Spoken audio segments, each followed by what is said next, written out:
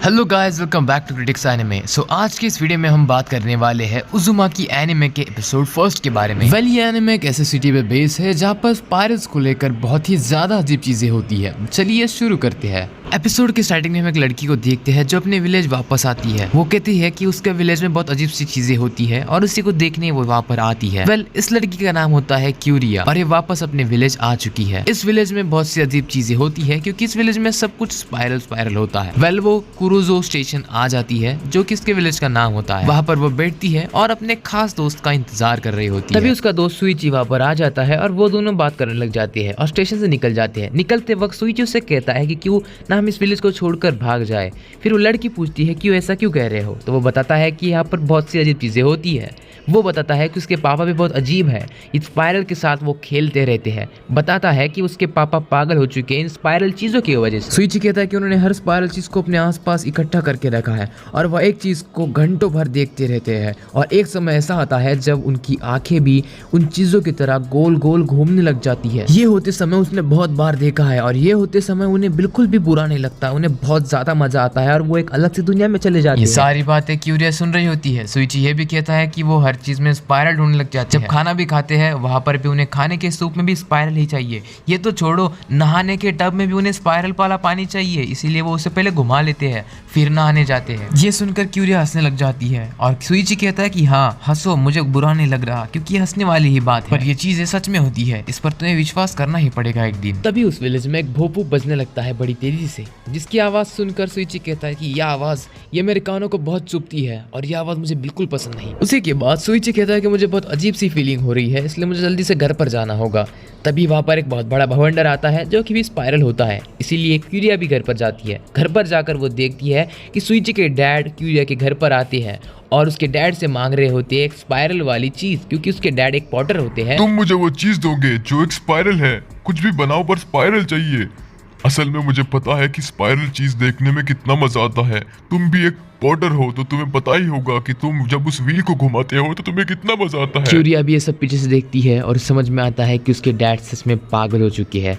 अगले सीन हम स्टेशन का देखते हैं जहाँ पर क्यूरिया सुइची से मिलने आती है और उसकी राह देख रही होती है। इस बार क्यूरिया के साथ उसकी एक दोस्त भी होती है और उसके दोस्त को सब लोग पसंद कर रहे होते हैं। उसी वक्त वहाँ पर सुइची एंट्री मारता है और वो क्यूरिया के साथ एक लड़की को देखता है। वो एक जगह पर आते हैं और तीनों एक साथ मिलते हैं।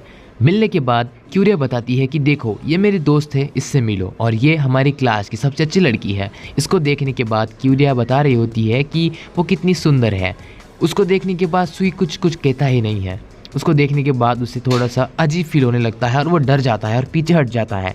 उससे माफ़ी भी मांगता है पर उससे रहा नहीं जाता और वो क्यूरिया को लेकर वहाँ से निकल जाता है, उस लड़की को अकेला छोड़कर। अज़ामी उन दोनों को देखती ही रह जाती है कि ये मुझे छोड़कर क्यों भागे। अगले सीन में सुइची कहता है किरिया से कि उस लड़की के साथ मत रहो, वो बहुत अजीब है। नेक्स्ट सीन में हम देखते हैं कि किरिया अपने घर पर आती है तो उसके डैड उससे कहते हैं कि सुइची के पापा का एक पार्सल है जो तुम्हें उनके घर पर ले जाना है। किरिया सुइची के घर पर जाती है उसके पापा को वो पार्सल देने। तभी हम देखते हैं उसके पापा एंट्री मारते हैं और कहते हैं कि माफ कर देना बेटा, पर अब मुझे पार्सल नहीं चाहिए। मुझे समझ में आ गया कि स्पाइरल हम खुद भी बना सकते हैं, देखो। और वो अपने जीभ को बाहर निकालता है और जीभ से स्पाइरल बनाता है जो बहुत अजीब सा लगता है दोस्तों। और ये देखकर किरिया भी इतनी डर जाती है कि वो उस पार्सल को वहीं पर फेंक देती है और चिल्लाकर भाग जाती है वहां से। उसी के पीछे से एक बड़ा सा आदमी आता है एक पार्सल लेके और वो एक बहुत बड़ा स्पाइरल होता है। वो घर पर आकर कहता है कि साहब जी आपका पार्सल आ गया है। वो बताता है कि अरे आ गए तुम, मैं इस पार्सल का कब से इंतजार कर रहा था। सीन चेंज होता है और अज़ामी और सुइची का आमना सामना हो जाता है। अज़ामी सुइची की तरफ ही देख रही होती है और सोच रही होती है कि यही एक लड़का है जो मुझसे दूर भागता है। तभी सुइची को अज़ामी के अंदर एक बहुत बड़ा स्पाइरल दिखता है, जिसे देखकर वो डर जाता है और कहता है कि ये इतनी अजीब क्यों है और ये मेरे पास क्यों आ रही है। अज़ामी कहती है कि तुम क्या कर रहे हो सुइची, तुम मुझसे डर क्यों रहे हो। सुइची कहता है कि तुम ही वो फसाद की जड़ हो, प्लीज़ मुझसे दूर रहो और जितना हो सके इस जगह से भाग जाओ। ये देखकर वो कहती है कि तुम ऐसा क्या कर रहे हो, मेरे सिर पर बस एक चोट है, वो कोई स्पाइरल नहीं, और शायद चलने फिरने से वो चोट बढ़ गई है और तुम कह रहे हो कि मैं सिटी से भाग जाऊं। हाँ तुम यहाँ से भाग जाओ, तुम यहाँ पर नहीं रुक सकती, ये सिटी बहुत खतरनाक है। और ये कहकर वो कहता है कि मुझे इतना अजीब फील क्यों रहा है, पहले मेरे डैड और अभी लड़की।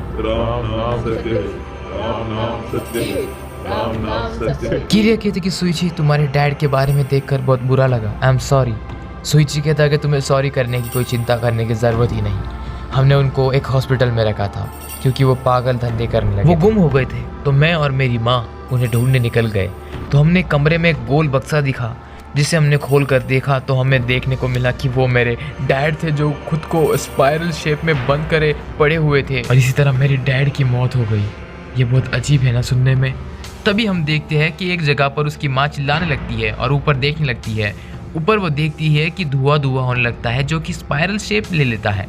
तभी वो कहती है कि स्पाइरल शेप का धुआं नीचे नीचे आ रहा है। सुइची की मॉम कहती है कि सुइची के डैड है, तुम देख सकते हो ना इसे। तो ऊपर हम देखते हैं कि उस बादलों ने सुइची के डैड के फेस का सिंबल फॉर्म ले लिया है। नेक्स्ट सीन में वो नीचे गिरती है और उसे देखने लग जाती है और कहती है कि वो हमारी तरफ आ रहे हैं। अजामी को हम देखते हैं अगले सीन में जो आगे बढ़ रही होती है और उसके सिर के ऊपर का स्पाइरल बहुत ज़्यादा बड़ा हो जाता है और उसके सामने होती है किरिया और वो उसे देखकर बहुत ही ज़्यादा डर जाती है और उसे पूछने लगती है। तभी अजामी भाग जाती है और उसे कुछ नहीं बताती और इसी की तरह किरिया भी शॉक में पड़ जाती है। अगला सीन होता है कुरुजो हॉस्पिटल का, जहाँ पर हम देखते हैं कि सुइची की माँ एडमिट होती है और वो डरने लग जाती है बहुत, क्योंकि उसे हर एक स्पाइरल चीज़ से डर लगता है, इवन वो नर्स के बालों से भी। उसके बाद अजामी के पास एक लड़का आता है और कहता है कि मैं तुम्हें पसंद करता हूँ, मेरे साथ डेट पर चलो। अजामी उससे कहती है कि मुझे मत परेशान करो, चले जाओ यहाँ से। वो कहता है कि तुम्हारे लिए मैं कुछ भी करूँगा प्लीज। अजामी कहती ठीक है तो एक काम करो मेरा। अगला सीन क्लासरूम का होता है जहाँ पर सर बच्चों को पढ़ा रहे होते हैं और क्लास के बाहर से एक लड़का जो कि जियान होता है वो क्लास में आता है और वो भीगा हुआ होता है। इसलिए सर पूछते हैं कि बेटा तुम क्लास में लेट आते हो और आज तो भीगे हुए भी हो, छतरी नहीं थी क्या तुम्हारे पास? सुनियो कहता है कि सर इस फुलझड़ी को भीगना पसंद होगा इसलिए भीग कर आया है।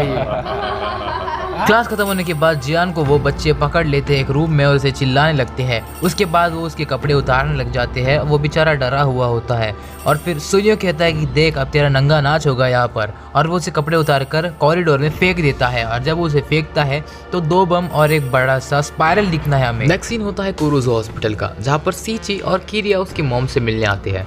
मॉम को देखने के बाद सीची किरिया को बाहर लेकर जाता है और उसे बताता है मेरी मॉम को उनके बालों से डर लगता था इसलिए उनके बाल काटने पड़े।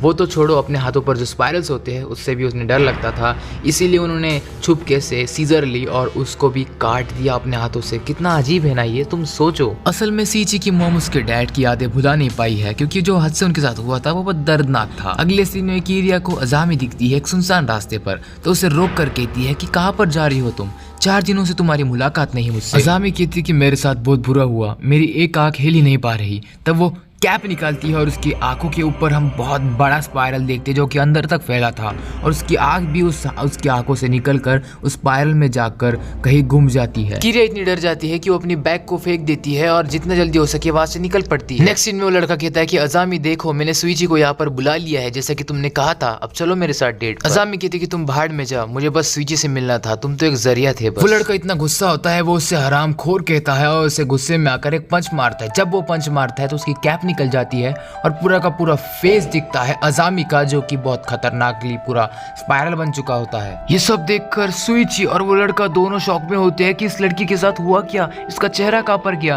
तो सुइची के साथ में वो लड़का कहता है कि अजामी तुम्हें क्या हुआ, और उसके पास जाता है तो वो अजामी उसको उस अंदर खींच लेती है उस लड़के को। इसी तरह वो पूरा ब्लड का उस स्पाइरल के अंदर चला जाता है। नेक्स्ट सीन में हम किरिया को देखते हैं जो कि उस ग्राउंड की तरफ आ रही होती है सीची को ढूंढते हुए। तो सीची उसे दिखता है और सीची उसे आवाज लगाता है कि किरिया नीचे मत रहो, मैं पेड़ पर हूँ, पेड़ पर आ जाओ। किरिया अजामी बहुत अलग हो चुकी है, उसने एक लड़की को अपने अंदर खींच लिया देखो, और उसके बाद वो स्पाइरल अजामी को भी अपने अंदर खींच रहा होता है और इसी तरह वो पूरा का पूरा अजामी को एब्जॉर्ब कर लेता है और अचानक से वहां से गायब हो जाता है।